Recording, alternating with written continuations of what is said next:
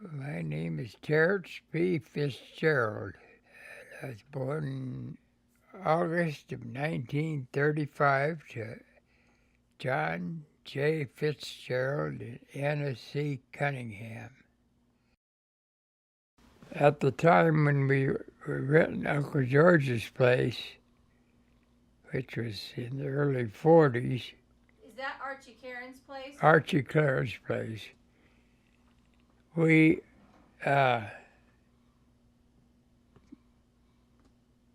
apparently we were at Jane's place down where my mom lives now, or did live, and that place came up for sale, so he bought it in about apparently a little while afterwards. The original place where we lived up there had came up for sale, and he was torn between buying two.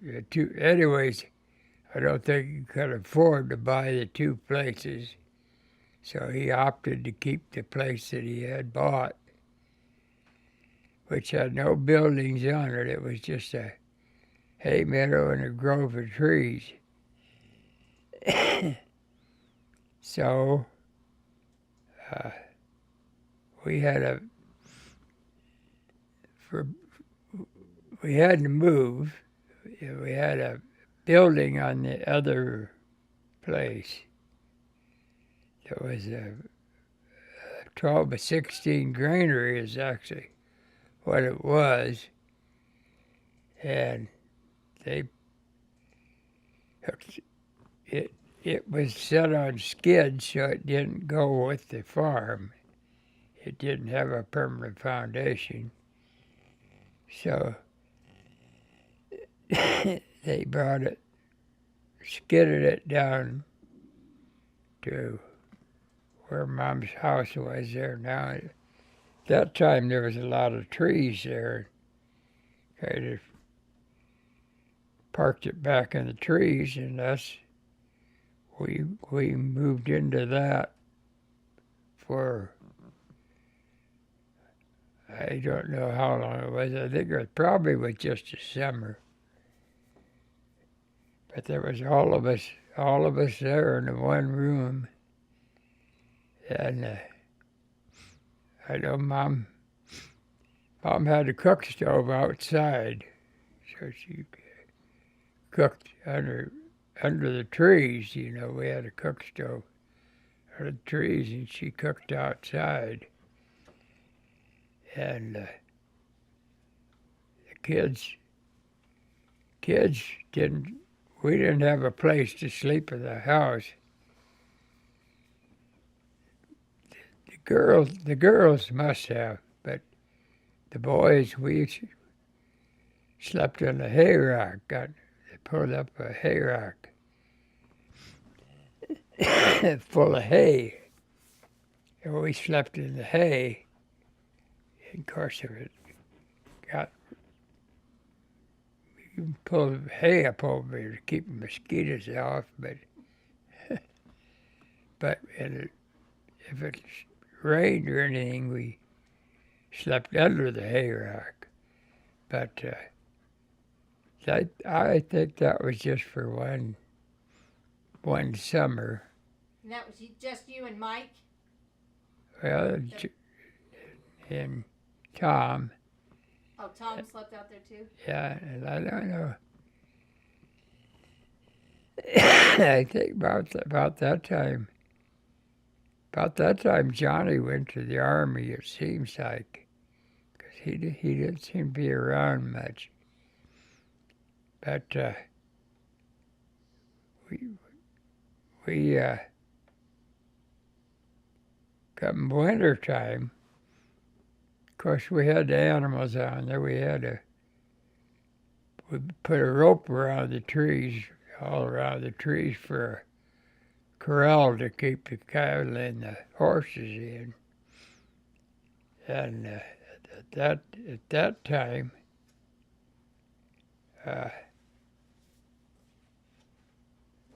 There was a church had a house in Calhoun that was sitting vacant. So Mom and the girls and Mike and Tom all went to Calhoun to stay for the winter. And my dad and I lived down here in this granary, which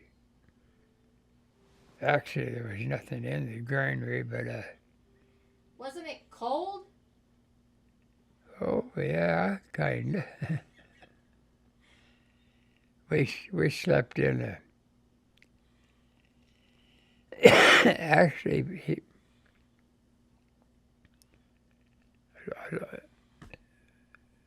I'm sure we had a heating stove or something in there for heat, but Was it a solid wall? Because I have it pictured just boards with like spaces in between them.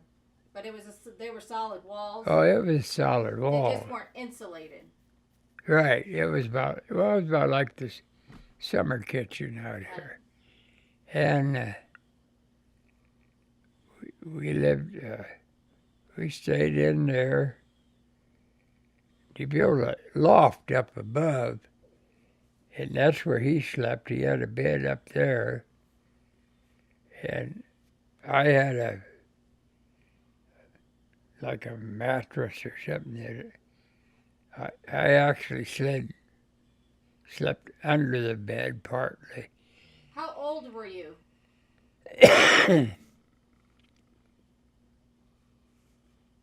Probably 14.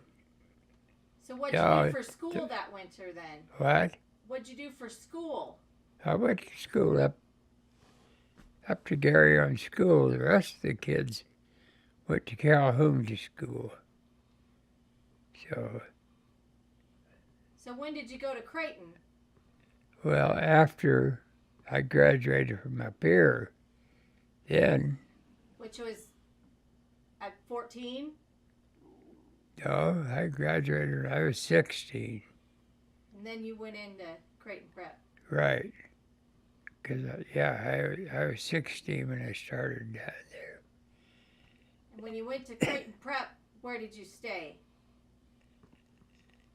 Well, Mary Ann at that time, actually they were Mom's friends, lived down at 2215 Spencer Street. And Mary was living with them while she was working in town. So her and I stayed at 2215 Spencer Street. And I rode the streetcar back and forth to Creighton. Were you the only one that went to Creighton Prep? Yep. How come? Well, it come time for Mike and Tom to go to high school, which they were 2 or 3 years behind me. You had to pass an entrance exam to get into Creighton. It probably ain't because I was smarter than they were, but I passed the exam. They didn't pass the exam. Neither one of them passed the exam. But the old priest, old Father Sullivan, he said, well, seeing as how you're going down here, we'll let them come too.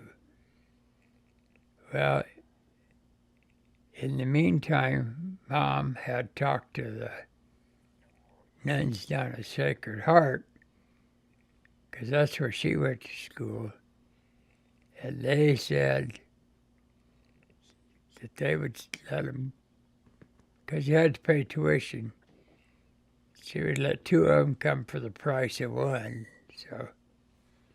So the 2 of them went down there to Sacred Heart, Now, when they went to Sacred Heart,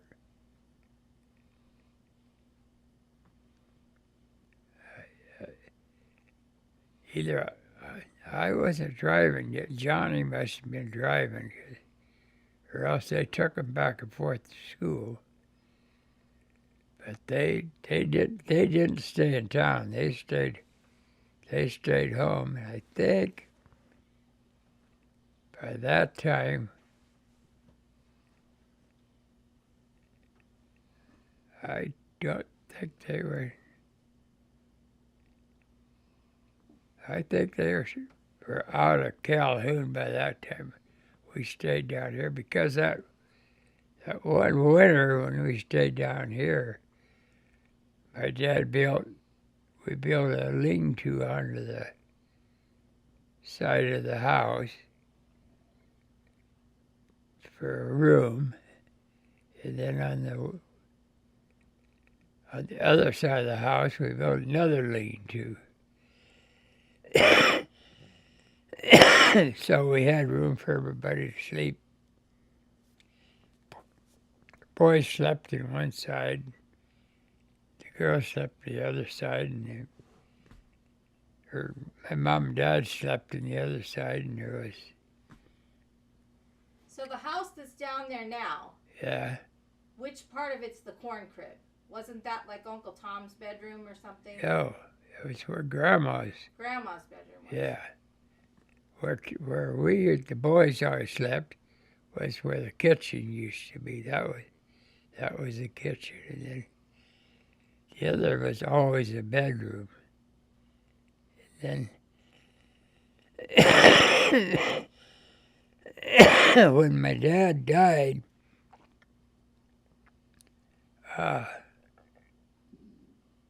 we were in the process of putting I think we were in the process of putting we had already dug a basement under the west room there, just under that part of the room. And how did you dig it? What? How did you dig it? Did you have equipment? How did you dig a basement? With a shovel well, they had these, what you call a slip that goes behind a team of horses. You gouge out it, take it off, dump it, and gouge out it. The other thing, but basically it was with a shovel. You dug a hole and then built the house over it? No, the house was already there. So you were digging underneath the house with a shovel? For part of it, yeah. Half of it was under the old house. And we dug that out, and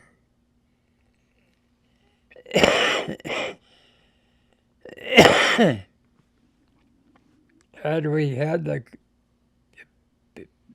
basically just the frame of the building up over that when he died.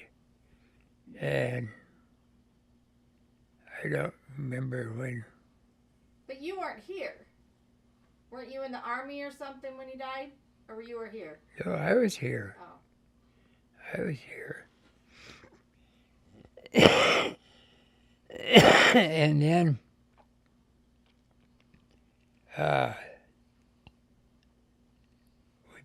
we built that part of it, and then that's about where we were when Aunt Mary and Uncle George came from California or Chicago and stepped in, and they put us 3 more rooms on the south and we didn't have any water. At that time we got water out of the creek, but then we didn't have any water, so they dug us a well, and we put running water in the house, had a bathroom, and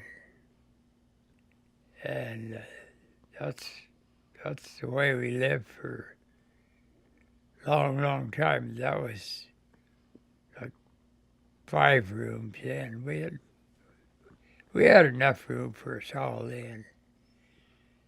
But then, yeah, we used to get water out of the creek. There was a spring that shot out of the bank up. It was up by where the dam is, where between Jim and Bloodworth, right there. There was we used to take 10 gallon cans and go up there and fill them with water. And the cows drank out of the creek, but we went up there and got that spring water. Same water, but we went. Why didn't they build the house closer to the spring?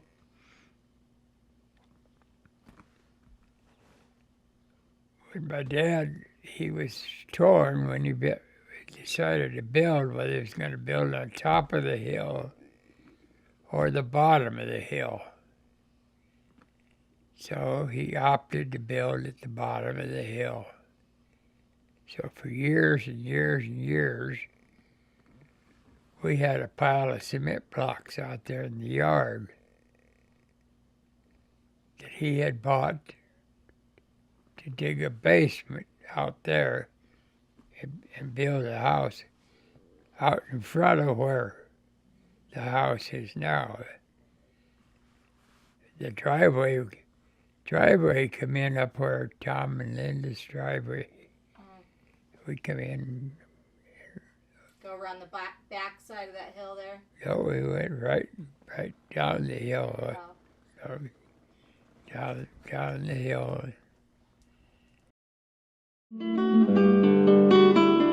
Well, I was going to tell you about my dad. He was a big man. He was about 6'2". In later years, he weighed like 300 pounds. He was fat, but he wasn't that fat. He worked us hard. We had a few whippings coming now and then, but he was a good dad. He took care of us. Seeing how little Danny, my brother that was killed, was just a couple of years older than me, that left me the baby. And I think he just, in my own mind, he took a liking to me. And I was with him forever. Every place he went, everything he done, I went with him. He was county commissioner for a while, road overseer. I remember going with him to see the WPA guys working on the road. And I remember taking us downtown to the parade and for old settlers picnic and things like that. I don't ever remember him being mean to us. The only thing he did is he worked us hard. But I guess everybody did at that time. He liked to talk. He dabbled into politics. He was up on everything. Of course, he was on the school board and things like that. He wasn't bashful or quiet like I am. He could start a conversation at the drop of a hat, and they'd talk and talk and talk and talk. I remember cutting weeds along the road down here. He had a side with it, and I had a corn knife, and we'd cut big old weeds along the road, the old hemp weeds. Somebody come along, some Anton Jensen or somebody from down the bottoms. They got talking politics and stuff. I was glad because I was tired. No, he wasn't loud. He could be. You know, if he wanted to holler, he could.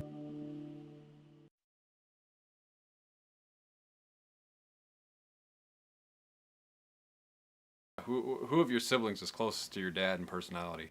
Probably Uncle Mike. He liked to talk, and he's a lot more talkative than I am. You know,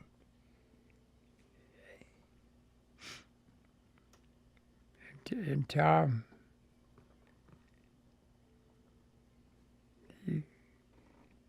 Tom wasn't bashful either, but I guess I didn't. I really didn't spend that much time around Tom because we were always out working. He was around the house, you know. But when we played ball and things like that. But I would say Uncle Mike was he could carry on a conversation with anybody. I'm gonna change it up a bit. All right. And we're gonna go fast forward in time to when I was talking to Bill and Robert Fitzgerald, Yeah. and apparently they were a couple little hellions. Oh, they were, yeah. I wonder if you could tell a couple stories. Do you have a couple stories in mind about them? Bill told me a story about he was scooping corn one time. Must have been just right out here. Yeah. Do you know what he's talking about? Oh. I know they used to help us a lot, but I don't know if they. Evidently, you had told he was right there by the auger. Yeah. And you had told him a number of times there's a special way to stand when you're scooping grain out of the truck. Yeah. You know what I'm talking about? I'm trying to see if you remember that. Maybe you don't even remember it. It was a story that stuck with Bill. Yeah, I probably don't even. The only thing I remember about Bill, he crashed that truck about 3 times. You know. But when they were little, we were planting oats, and we had him and Robert in the wagon with oats. And I don't remember what the deal was, but he had we were going to operate on him anyway. On his head. He had something on his head or something. We weren't gonna do it, but we acted like we were going to operate it on his head, with a pocket knife, and he went crazy, and they got a lot more stories that they can remember than I can, but they were always. They were 2, what'd you call them? Hellions, yeah. They could find things to get into, no matter what. But they used to come down every Sunday and get into something. We're going to talk about you and your missus. Okay. How old were you when you were married? It was a little later in life than, and I want to know why. I know why. Why? Well, you were, what, 30? 33. 33. Which is over the hill back in the day, right? Yeah. Because like Aunt Mary got married my mom was married at 19. Yeah. Aunt Mary was probably not much older than that, if at all. I just didn't find the right one. But frankly, I was busy working most of the time. But this friend of mine I met at work. We got to be buddies, and he had a friend in Colorado Springs. Is that right? Pueblo, Colorado. That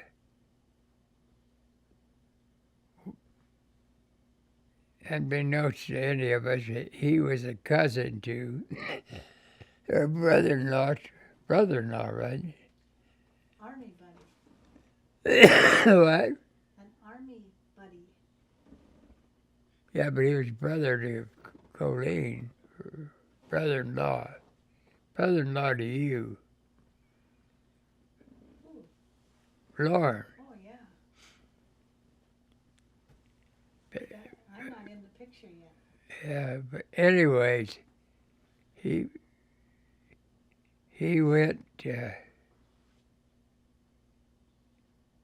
He went out to my buddy went out to visit his buddy that he'd met in the army out in Colorado Springs, and about that time, Marty decided to show up on the scene. She was out there visiting at the same time, and they decided that I had been single long enough and I needed a wife, so they arranged to get us together. Actually, it was her and her girlfriend came over, and me and Mike went out on a date or whatever. Anyways, I ended up with Martin. How I had the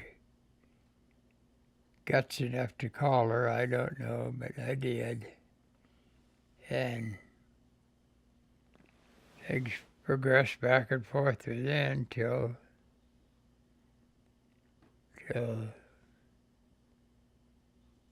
we got married. That was in,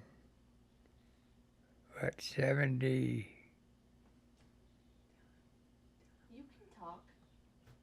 You're forgetting a lot there, Dad, that you drove over to Iowa City. Oh, yeah, I drove Iowa City a lot of times. Yeah, she lived in Iowa City. At that time, she was a public health nurse at that time in Iowa City. And I drove over there several times. And Several. what? More than several.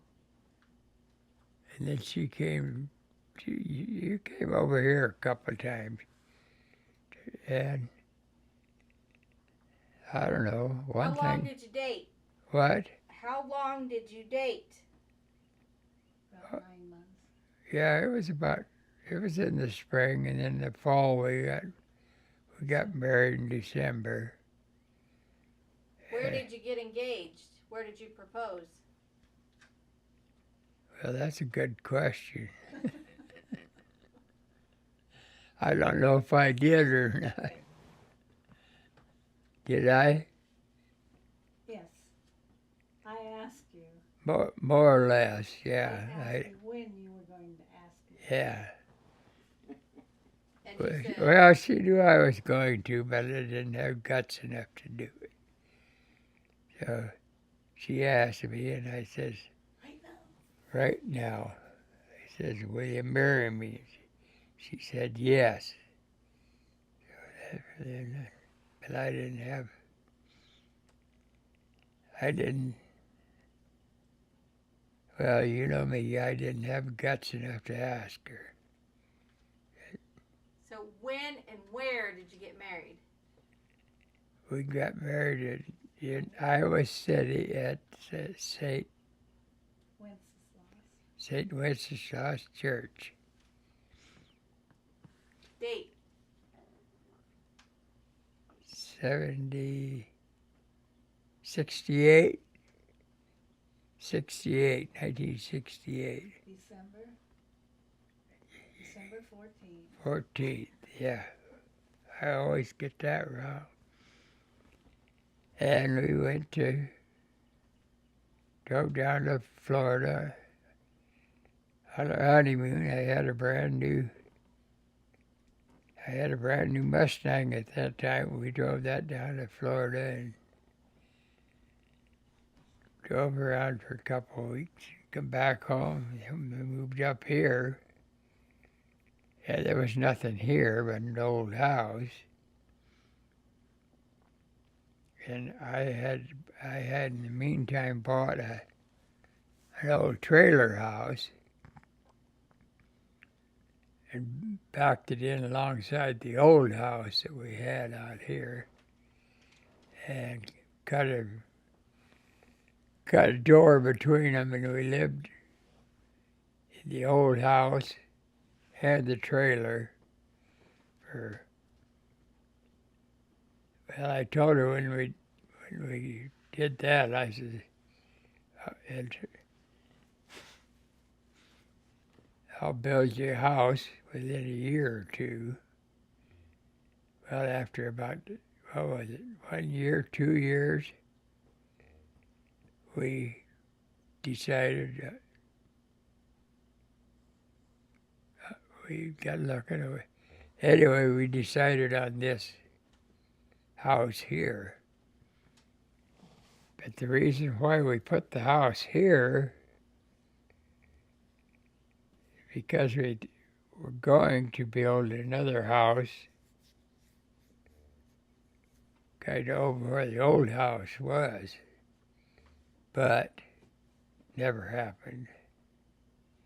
So that's why we're still here. I was going to say one thing about before we were married, how you planted tulips for me outside of the house. Yeah, but that was outside the old trailer there, yeah. Yeah, but that showed you how much in love you were. Yeah. Okay. Yeah, she sent me a bunch of tulip bulbs, and I planted the tulips. But I worked like a beaver getting that thing. I had to dig a septic tank and get it all situated so I could move into it. It wasn't much of a trailer, but it was adequate, I guess you call it. That's. So you would have moved into it in January in the middle of winter. Yeah. Apparently we did, yeah.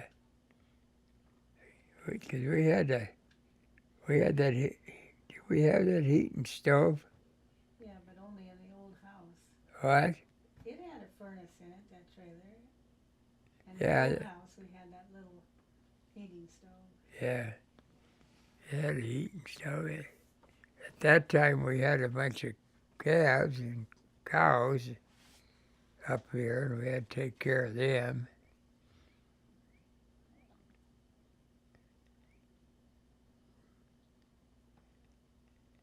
And that's how it all got started. And here we are, 42, 8 years later, and we're still fighting, so.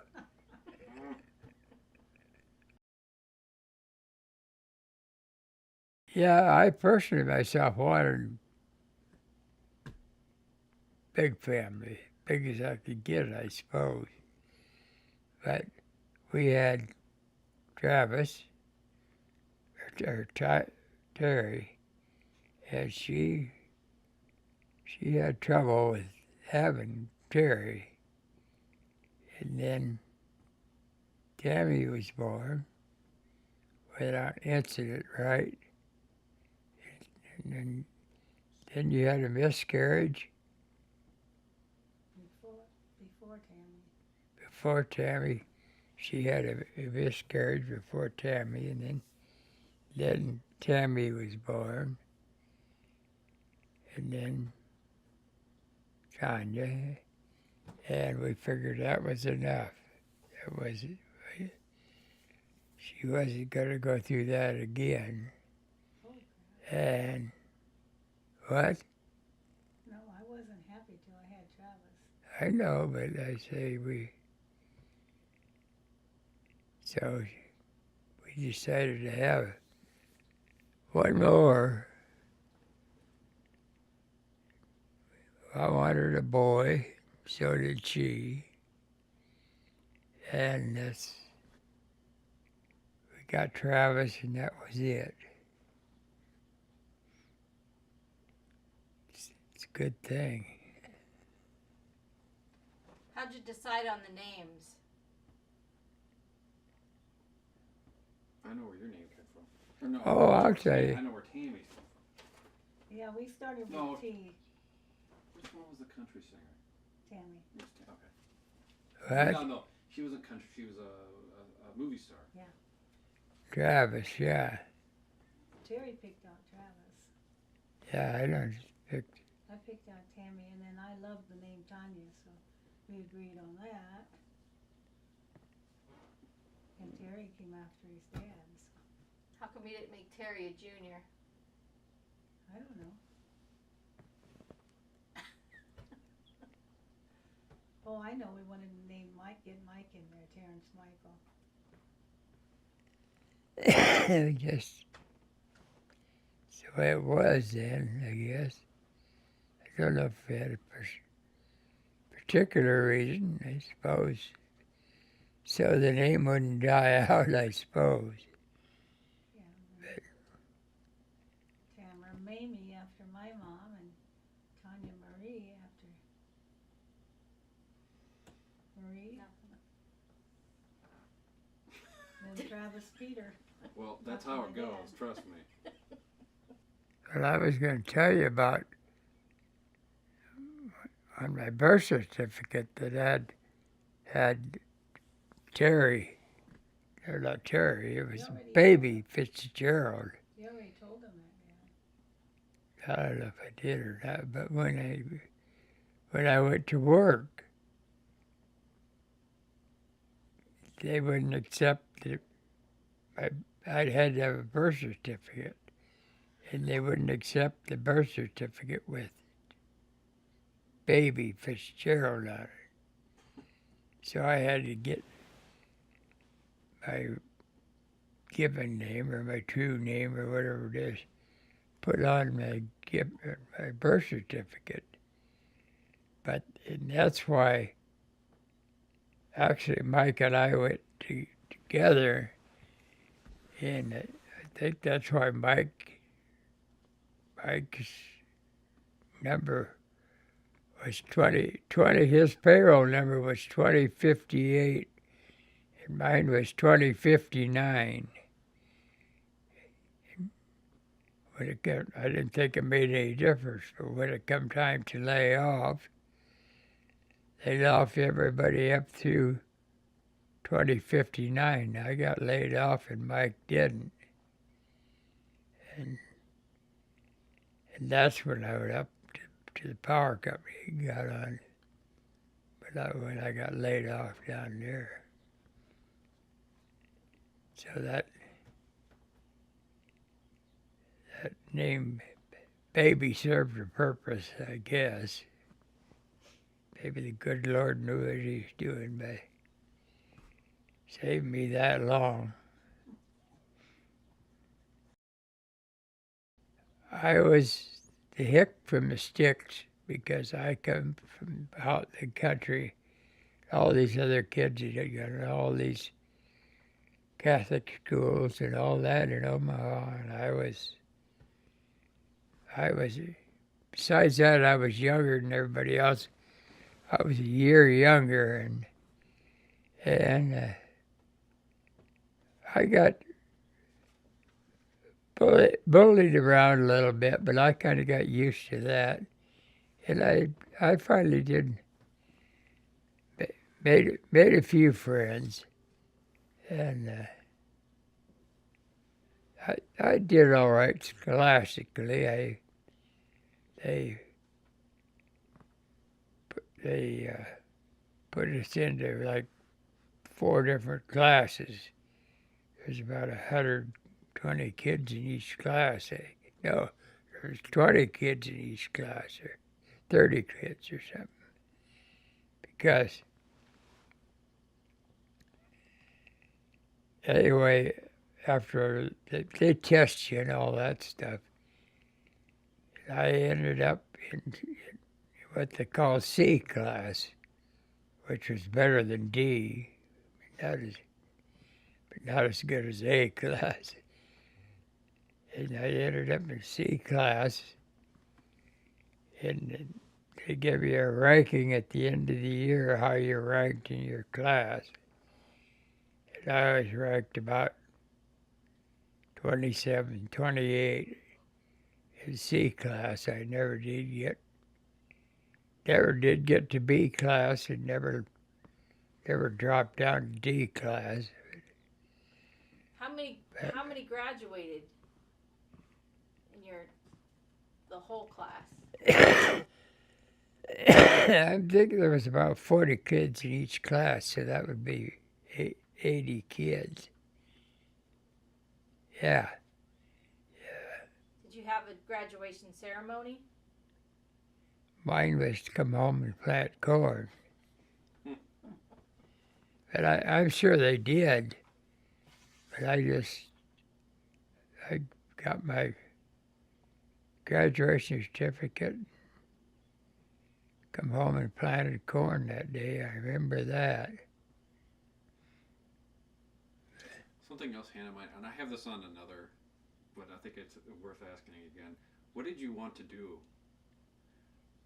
You wanted to go on to Iowa State, but then the other plans happened. Yeah, well, for whatever reason, I don't know, my dad had gone.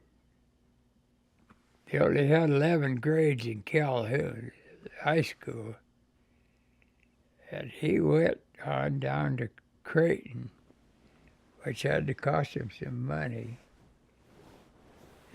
and finished out his senior year at Creighton. And for whatever reason, I think his reason was that he wanted me to go on to college. And my idea was because that's a college prep school, and my idea was always to graduate and go over to Ames and get an electrical engineer's, but things happened and that never did. It never did come to fruition. But what happened? Why didn't you? Well, my dad died, and I had to stay home and farm. But at first, it wasn't my choice, but then after a while,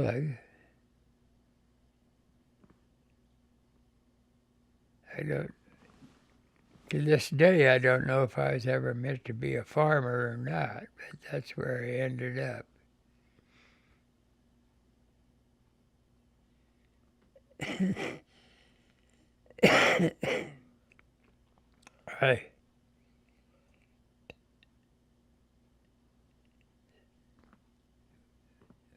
Everybody else was off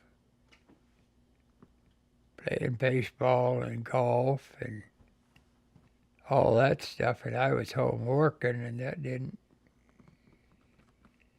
sit well with me for a while. But then I finally made up my mind that it's what the good Lord intended for me, so that's where I was. That's where I stayed. Because somebody had to stay home and take care of Mom because it was just me and Mike because Tom was crippled. He couldn't do anything. And so there was just me and Mike to stay home and take care of the farm and support Mom.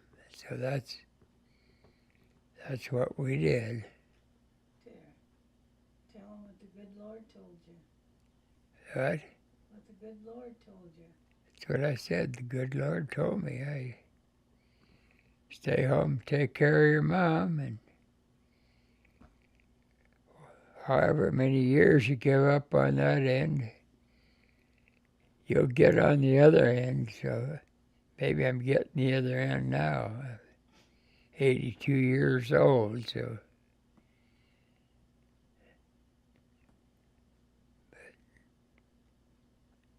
But I never was never really into the farming part of it. Mike was more the farmer. He did most of the. I did most of the work, and he did most of the. Spending money. What would you call it? Spending money. Well, management. Yeah. He did. But I did the bulk of the work. Mike did what he could. I don't want to take nothing away from Mike because he worked as hard as he could, but he had that diabetes that always kept cropping up on him, and he'd be laid up for a while. And Tom couldn't do anything. He did what he could, but there wasn't much he could do.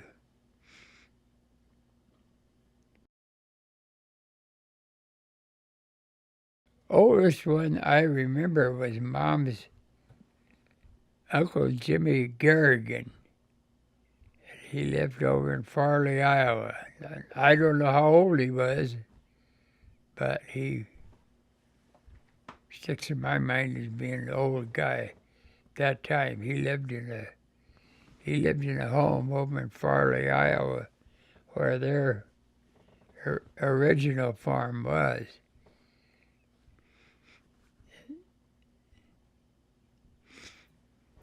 That's the. You have to talk about Uncle Danny. How old was he? Uncle Danny? Yeah. Well, he was. Let's see. My dad, he was born in 98, so 97 or 98. Because, yeah, he was born in 98. Because Jim was born in 99, and I think Aunt Hannah was born in 1901. I think her and Mom was the same age. And where did he live? Various places. He was, when after my grandpa died, they split up the place up here. They split it. I don't know where my dad came out. They might have bought him out or whatever. But they split it 3 ways. It was Aunt Hannah and Uncle Jim and Uncle Danny. Well, they farmed together for a little while, and that didn't work. They didn't see eye to eye. So they decided to have a sale. Well,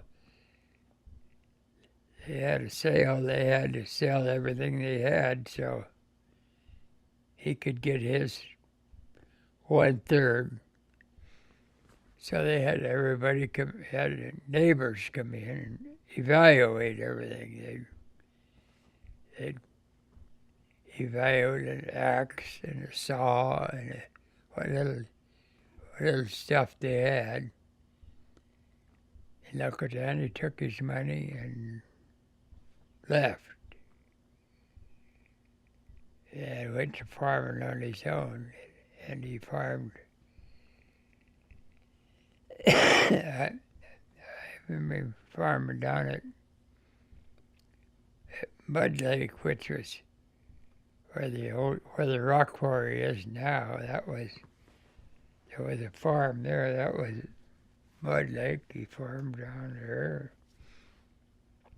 He farmed down in Ponca, and he worked a lot in town too. He worked for the boiler company, lumber boiler company. I remember him talking about cutting ice. They went down to, they had to cut ice for the boxcars, to put up, refrigerate the cars. And that was way down Lake Manawa or someplace. They walked from here down to there. Him and Freddie Kelly walked down there to, I don't know if they stayed there or not, but they walked down there to cut ice. They cut ice that winter to put in the boxcars. Why would the boxcars need ice? Food? Transporting food or something? Yeah, they didn't have no refrigeration. They used to, we had an ice cutter here. They used to cut ice off the lake down here, bring it up and store it in they called it the cool cellar, the ice cellar. Out here, that's what one of those depressions in the ground are. The old ice cellar caved in there, but Is it just a hole in the ground? yeah, it just dug a hole and put ice in it. And they covered it put a layer of straw. Then they put more ice, another layer of straw, and more ice, and a layer of straw, more ice, and a layer of straw. And then they got a couple tree crotches, made like a teepee over the top of it. It kept ice up till August, because they had to have ice for their ice box. So they'd go down there and whack off a chunk of ice. Speak of teepees, can you tell me the story about Chief Rain in the Face? Isn't that what his name was? Oh, I think I told him about that.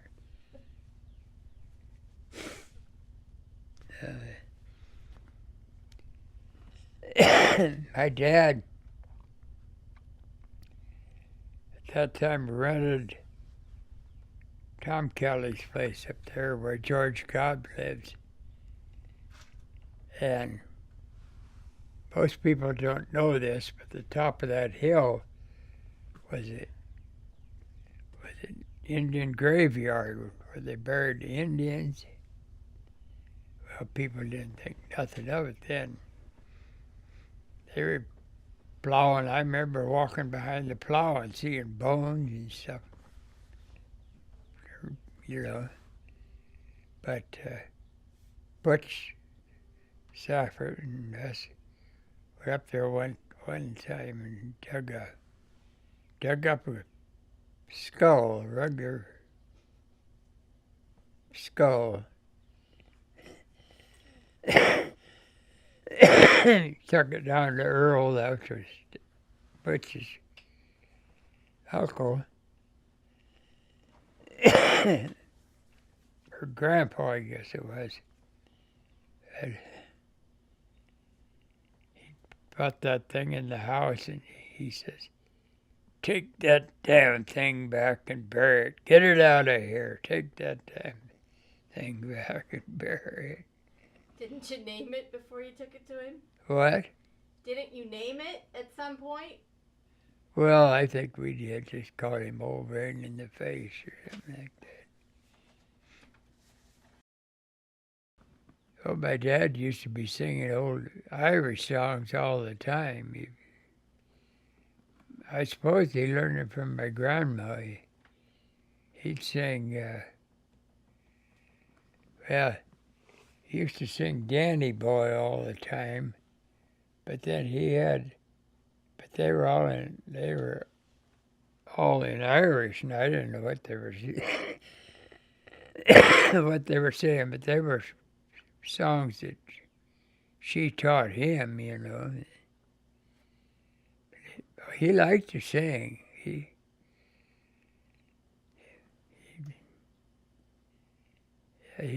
sang all the time. He liked to sing. We'd be going down the road with a hay rack or something. He'd be singing away. They liked to sing. Jim Fitz especially liked to sing. You could hear him a mile away sing because he sung real loud. My dad was so broad-shouldered that they had to make a special casket for him or buy a special casket for him. He was a big man. He was huge, you know. I remember that they had, I doubt if they made one, but they probably had to get an extra large one for him. I don't know how many pallbearers they had, but he was heavy. He was big. In fact, all of them were big. Uncle Daddy was big. Ed was big. Uncle Jack was kind of wiry. But Jim was little. Jim Fitz was a little guy. Well, she's been a good wife to me. I'll say that. She's a gentlewoman. She gets a little upset with me once in a while, but she puts up with me, and I love her. Always have, actually. I know I don't show it, but I always have. And she's a good woman. She's been good to me, takes good care of me. What do you believe is the key to a successful marriage? Tough question. Just bite the bullet. Well, a lot of times you have to. It ain't all fun and games. It ain't all grapes. There's highs and lows and in-betweens. We have good times. We have bad times. We've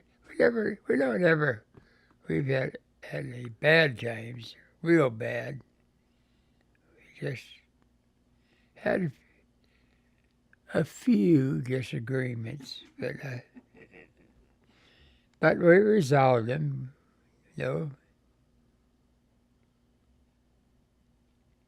She's very tolerant of me, I know that. Because I'm probably not an easy man to live with. But she has put up with me. This is another tough question. What was your proudest moment as a parent? You have 4 kids, so that's a tough question. I can tell you one, Matt. Sure. When Terry was graduated from the Marine Corps boot camp, and he he was given the honor as an honor graduate, and that guy cried. It was just beautiful. He was so proud. Yeah. I was proud of both of my boys that were Marines. That's probably gave me more pride than anything to see them do. I hated to see them go when they went, but they did the right thing. They both, so far, has turned out pretty good. Yeah, those were some proud moments.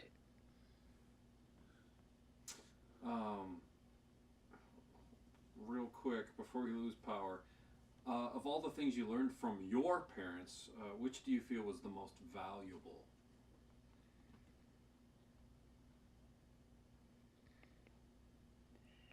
I don't know, just probably be honest, and I